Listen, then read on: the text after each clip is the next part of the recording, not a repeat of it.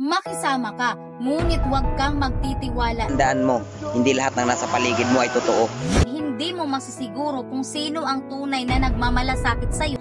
Maraming mga ngiti ang nababalot ng hindi tapat na intensyon. Mag-iingat ka dahil may mga taong maaaring kaakit-akit sa simula.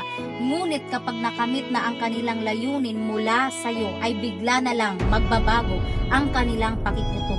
Mahalaga ang pakikisama lalo na sa lugar ng trabaho sa iyong negosyo dahil ito ay nagpapalakas ng samahan at nagbibigay daan ng mas maayos na daloy ng mga gawain. Ngunit sa kabila nito, mahalaga rin ang magpera ka ng puwang para sa iyong sarili, pag-iingat at hindi agad-agad magbigay ng buong tiwala sa iyong mga kasamahan hanggat hindi mo lubos na natitiyak ang kanilang mga tunay na layunin.